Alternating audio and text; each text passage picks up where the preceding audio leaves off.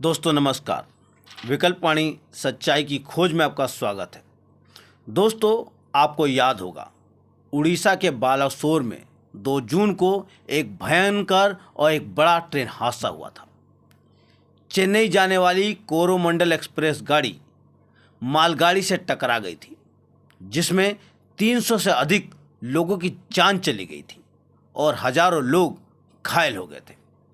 जिसके बाद केंद्र सरकार ने सीबीआई को इस ट्रेन हादसे की जांच करने की जिम्मेदारी दी। सरकार को शक था कहीं ये दुर्घटना किसी की सोची समझी साजिश तो नहीं। सीबीआई ने जून महीने में 3 रेल मजदूरों को, 2 इंजीनियर और 1 टेक्नीशियन को गैर इरादतन हत्या और सबूत मिटाने के आरोप में गिरफ्तार कर लिया। मगर सवाल सिर्फ एक बड़े हादसे का नहीं है। दिसंबर 2022 में संसद में एक रिपोर्ट पेश की गई थी।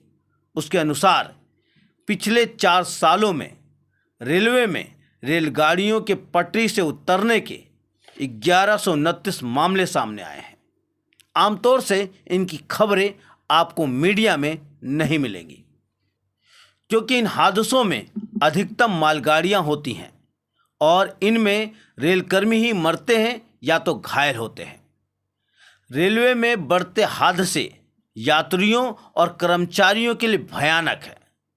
इसीलिए भारतीय रेल के मजदूर संगठनों के साथ साथ कई बड़े अधिकारियों ने रेल मंत्रालय से सुरक्षा के पर्याप्त संसाधन पूर्ति करने की मांग की है। इन संगठनों में रेल चालकों का संगठन ऑल इंडिया लोको रनिंग स्टाफ एसोसिएशन भी है। इस संगठन ने हाल ही में मुरादाबाद मंडल में अपने वार्षिक अधिवेशन में भारतीय रेलवे में बढ़ते ट्रेन हादसे पर गंभीर चर्चा की। इन्होंने क्या कहा ट्रेन हादसे पर, आइए जानते हैं। विकल्पवाणी सच्चाई की खोज।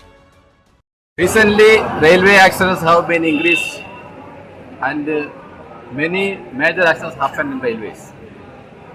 This Odisha accident must be an eye-opener in the standard of safety record in railways.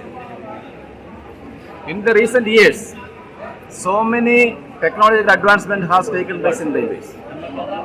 Single line system has been changed to double line, quadruple line, third line. In that way, signal system has been changed, speed of the train increased, load of the train increased, length of the train is increased, and frequency of trains is also increased. All these changes require an updation in the safety standard also for multiple lines. If a train derails, there is a possibility of another collision. So the standard of safety is to be increased. That review has not been taken place in railways. Instead, the railways are trying to minimize the work manpower in railways, and they are calculating the expenditure for every technical advancement to be regained through reduction of manpower. So that is need to be a review. In the same way, the shortage of hands in railways in running cadre is a very serious issue. Many committees have suggested that there should not be any vacancy in the loco pilots cadre, but there is always 20 to 30% vacancy maintained in running cadre, and these people are asked to overwork. They are compromising with their family life. They are compromising with safety. They are compromising with rest. These are also going as a major reason in railways. So,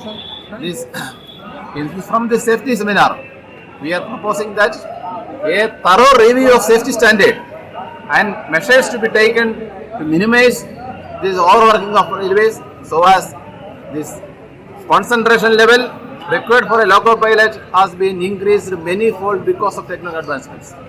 This is the demand from this safety seminar. मेरा सवाल ये था कि अगर आपने 4-5 घंटे जो है 4-5 दिन लगातार नाइट कराया, एक नाइट लोको पायलट पूरी नींद लेके आ गए, तो क्या वो 4-5 नाइट की नींद क्या एक दिन में कंप्लीट कर लेगा? बिल्कुल नहीं कर सकता, ये सैद्धांतिक रूप से सही नहीं है। दूसरा ये है कि अगर इस तरह की चीज़ें होती कि ओवर आवर ड्यूटी से जो है लोगों के अंदर अलर्टनेस आता, तो इन्होंने एरोप्लेन की लोको पायलट की चर्चा की। इन्होंने ये नहीं बताया कि एरोप्लेन का लोको पायलट सिर्फ एक ड्यूटी करता है, एक नाइट ड्यूटी करता है, दूसरी नाइट ड्यूटी नहीं करता है। यहाँ रनिंग स्टाफ को 4 नाइट ड्यूटी कराया जा रहा है, जो हजारों यात्रियों को लेके हमारा loco pilot mail Moradabad division में चलता है। उसके ऊपर इनका ध्यान बिल्कुल नहीं जा रहा है, ठीक है, वो उसके ऊपर ध्यान देने की ज़रूरत है। इन्होंने ये भी बोला विश्राम पे भी फोकस किया।